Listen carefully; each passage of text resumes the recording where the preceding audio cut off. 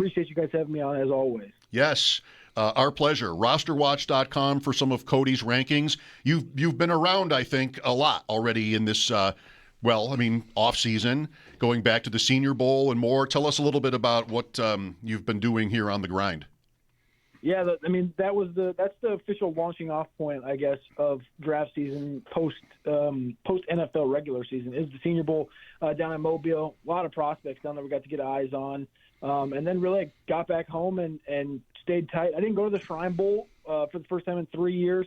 Happy I didn't do that. I was in Dallas because there's a couple people that got kind of trapped in Dallas during that big weather storm and didn't make it to Mobile. But yeah, came back home and just been grinding through prospects, trying to get all the combine guys done by Monday, so I could feel like I'm in a good place. I'm almost there, but not quite. But we're getting there, and then we'll be at the combine next week, all week, and then we'll come back home, and it'll be pro day season, and then we'll be boots on the ground. I'll go to Clemson, Georgia, South Carolina, kind of stay in my region a little bit, and pro days, and then we're off to the NFL draft in Pittsburgh. That's it summed up right there. Like we've already established, you're working on this all year round. How much does you said you didn't go to the Shrine Bowl, but Senior Bowl, all of it, the combine, the workouts, like how do you feel about the impact that has on players rising and falling and whatever it is? Do you feel like the tape that you watched or the guys that you watched in person in the fall and the winter should weigh more, or do you get swayed by the workouts? Well, I think that's a little bit of both. You have to it's a lot of repetitions. Like I'd be lying to you if I told you the first time I went to the Senior Bowl, the first time I went to the combine, that I knew exactly what I was doing, looking for, what to ask, everything, right? And even like this will be my fifth year at the combine, is my fifth year at the Senior Bowl, and I've been going with Alex Dunlap, who's been going for 15 years with Roster Watch. And you learn new things every year, and I think the biggest part is really just combining everything. It's not about just like, okay, I watched the tape on this guy during the season. He had a bad game against Rutgers. He had a good game against Ohio State. He had a good game here, a bad game here. And putting it all together and finding what a guy does good, what a guy can learn, what a guy can't do, what a role is for that player. And then you kind of combine that experience and that production with the physical traits. How big is he? How fast is he? How strong is he at the combine? And then you have the personality side, which is really what I enjoy the most out of the Senior Bowl and the most out of the combine is, even though it's not like we get to sit down with these players for an hour apiece, you get to go up, you get to watch them interact with media members, interact with players on a day-by-day basis, have conversations with them, kind of get an understanding of kind of how they work and what their goals are and different things like that. And you just kind of combine all these things together to kind of create the full picture for you and not just go, you know what, this guy ran a 4.2, I'm drafting him, because that hasn't exactly worked out for a team in the center of the United States with a really fast wide receiver quite yet. And generally it doesn't work out exactly like that perfectly, So I think it's just about the whole picture, and that's really what I've learned the most, I guess, over the last 5 or 6 years. Really good. Cody Carpentier, our guest, rosterwatch.com, for his most recent rankings, top 5 by position. We're obsessed over wide receiver here every year this time of year, Cody, and that's partly because a lot of us don't think the Bills have tried hard enough to get better at that position. So we go into this draft, and it's more of the same. Pick 26. One player that we've talked about a little bit early for us, again, is KC Concepcion, because he's not going to be, probably, maybe this will change, but he's not thought of generally as one of the top 2 or 3 in most of what I've seen. You have him second, though, so you must be a fan. Yeah, so that's I was listening to you guys for the last half an hour, and I appreciate you said it was this is a compliment, but how I can sometimes have a little bit of a take. Yes. And the Concepcion thing is interesting to me because, and part of it, like I said, getting eyes on these guys in person a little bit different than tape. I have my concerns with other guys in the class, namely, I guess, Mekhi Lemon, the guy at USC that won the Blitnikoff Award from USC. And these are 2 players that are very close in type, in that they can both play slot and they play on the outside in college. And the dynamism level of tackle breaking between Mekhi Lemon and KC Concepcion. I see more outside play from Concepcion. And for those Buffalo fans, my literal comp for KC Concepcion was none other than Stephon Diggs. It's a guy that fits that mold, and that tree of comps for me is the Zay Flowers, Stephon Diggs, Antonio Brown. That's kind of that tree where it's a guy that's thought of as a slot but has the alpha mentality. The new age alpha is what I call it, whether it's the Malik Neighbors, the Jamar Chase, the Browns, the Antonio Browns, I should say, the Stephon Diggs, that whole realm of these new age guys. And that's a lot of what Concepcion brings to the table, and why I've vaulted him ahead is I'm a little worried about some things. I don't want to talk negative about Mekhi Lemon or anything, but I'm worried about some things with him. The overall profile of a Jordan Tyson, been injured 3 consecutive seasons at Arizona State, transferred out of Colorado to there. Not completely sold on Denzel Boston. So among that top 5 group, KC Concepcion was the one that kind of stepped up for me so far through the process. And that can, of course, change next week when I go and talk to him in person and watch him run routes in person, and we grade all that stuff at the Combine. But outside of Carnell Tate, I enjoy KC Concepcion quite a bit. He's just an outstanding acceleration guy that can punish on routes downfield, elite short area footwork, like just everything I look for in a guy that can play both inside and out. And honestly, in my last mock draft, Buffalo's exactly where I put him. You know, I meant it when I said I meant that as a compliment, by the way, because there are so many guys doing what you do. And it's easy to sort of, who even knows? I mean, I don't mean this negatively toward any specific person, but you can kind of make a list off other people's lists. And boom, here are my rankings. But I know that you're not like that, and that's what I meant. Of course. With Cody Carpentier. So it sounds like a little bit of this is your, as you said, softer on maybe not just Lemon. Well, Tyson's got the injury thing. We've heard that from other people we've talked to here. We've only had probably 3 or 4 of these conversations so far, Cody, but that's come up every time we've gotten to the receivers. Not that we spend a lot of time on the guys that are way up at the top of the rankings like Tyson is, but I wonder, maybe you're suggesting, and maybe this will become a thing once the medicals get looked at the Combine and everything, that this is a guy that, as highly rated and productive as he's been, might be a faller when we get to, into the process more. 100%. That's been one of the topics of conversation. And, my buddy Alex Dunlap that works with me at Roster Watch has always coined the phrase, the draft is a flat circle. And that meaning is that generally, we've kind of closed off the beginning of the circle. The beginning of the NFL draft ethos conversations begins in about November, and then by the time you get to post-combine, early March, you're in Never Never Land of these conversations where it's like, oh, this guy is falling to round 2. And then all the way until you get to the draft, the week before you go, the draft is a flat circle, Jordan Tyson's right back up into the top 10. Right. And so that's kind of the thing you have to process through in your mind, is that this guy does have a very strong background. His brother plays in the NBA. I think either his brother or a cousin is a coach at a high level in college football. And if you just watch Jordan Tyson, it's not that hard of a sell for you right now. And it's really the injuries are the number one worry. It's not far-fetched to see Justin Jefferson type, Terry McLaurin type play in Jordan Tyson's profile. He's deserving of that top 10, top 12 projection and a draft pick up there by, whether it's the Saints or the Chiefs or the Commanders or whatever. He is deserving of that type of draft capital. But, yeah, the main thing with Tyson really is just, again, year over year, the injuries, and that's it's a big thing. So there's going to be a lot of questions about a couple of these quarterbacks in the medical testing as well, but Tyson's going to be one of them. I'm not too worried about what that looks like. For me, it's just at the wide receiver position especially, it's how can I be less wrong about a player? And that's worked a long ways going back to, one of my favorite classes of just the receivers in that conversation was Garrett Wilson and Chris Olave.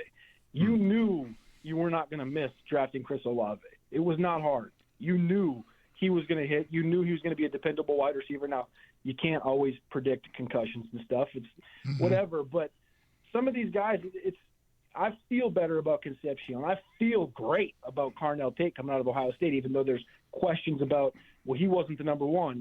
He was a number 2 for multiple years. And Emeka Egbuka this, first-round pick. And Jeremiah Smith that. maybe the best wide receiver we'll see, minus 10 years, plus 10 years.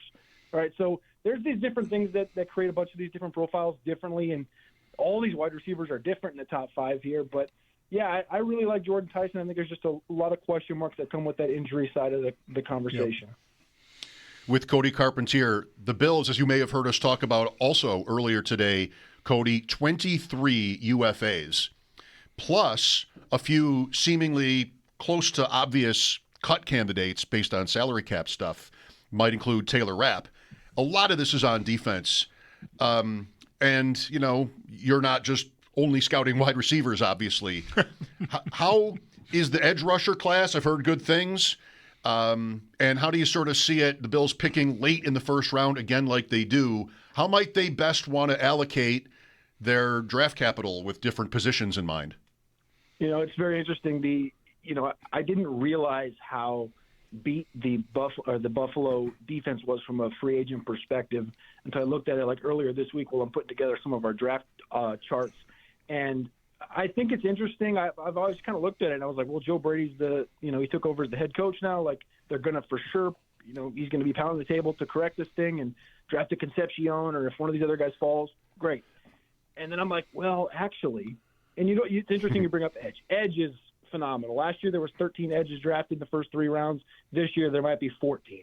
It's a phenomenal edge class, and that's counting Arvell Reese. You can throw him in there as well. Obviously, it's projected to be a top 3 pick from Ohio State, but it's a supreme edge class that will allow you to, use a second or third round pick on an edge and not have to force your hand and maybe potentially reach for a guy like Akeem Mezitor or R. Mason Thomas at the end of the first round when you really don't want to. Interestingly enough, it really just depends on the angle they want to go. I guess I've not fully fledged into each team-by-team breakdown of how I perceive the draft is going to roll out. But one thing that I question about Buffalo is, will Bean continue to press the button at corner? Like, will he make that a point, right? They go out and they I don't know. I'm not sure. Like, bring back Tre'Davious White, bring back Darius Slay last year. It's like, are they going to continue to push this button early in the draft? Because in this class, it's fine at corner at the top. It falls off really quickly, and that worries me about that. I wouldn't be the first direction I would go. I'd be looking at Anthony Hill out of Texas to come in and play linebacker, play that Milano role. I'd be looking. I guess you could potentially look at guard if that's the kind of direction that if a guy like a Caden Proctor falls and becomes a value, people see him as an inside-outside guy. I think he can play left guard very well, especially next to a guy like Dean Dawkins, who's, I wouldn't say overweight, but has had to control his weight through his career. Dawkins himself said he thought he was overweight in 2025, didn't he? Well, he said he's coming back later. He's going to try to sort of reinvent himself, I think. And that's something that Proctor, I think on a podcast about a year ago, said he was about 400 pounds as a sophomore in college, and now I think he's down to 365. I hope he comes into the combine next week in the 350s, but he's a guy that really needs to control his weight too. So it's like, I think that situation could work well, having a veteran right next to him and plugging him in that guard and maybe lighten him up and potentially move out the tackle after Dawkins, moves on in the future. But I think there's a lot of different directions this Buffalo team can go, and I don't think edge is at tippy top just because that there is depth and there is you wait to the third round and you get a true mashed potato guy or meat and potato guy like Jayshawn Barham out of Michigan, who's 6'3", 250, and really just kind of overlooked and fits into that defense very well. I love Joshua Josephs out of Tennessee as well. We're talking about third-round guys with, high motors, not a lot of production, I guess, at the college level is what you say, but guys that are going to be physically impressive, and you'll see that next week. And they kind of just fit what I've always looked at in this Buffalo defense as, grinders, like guys like Matt Milano, guys like Terrell Bradford, guys like the thing with Anthony Hill, and I'll circle back to this. Anthony Hill will remind a lot of people of Tremaine Edmonds. Tremaine Edmonds. And I think that would be a phenomenal pick. And he's a guy that will go top 40, top 45 at the University of Texas. But people are getting sour on him, but he's going to go to the combine next week, and he's going to run the low 4.5s at the linebacker position, 6'3", 240 pounds. He can command the defense, wear the green dot, and he's a true leader on the defensive side of the football. So I think there's multiple directions they could go, whether it's receiver, left guard with a Proctor, linebacker with a Hill, but I don't think they should go corner again. Yeah, I certainly hope they don't. I mean, they have Hairston, hopefully healthy, and Christian Benford, so the need is not as glaring as it was a year ago. Cody, I wanted to ask you a little bit about the edge position, defensive end. I realize that there's differences in how those players are used, but I'm wondering about, like, I have in my head. And this might be trouble. The idea that, like, edge guy, 6'5", 275, can, bend and get around the corner, right?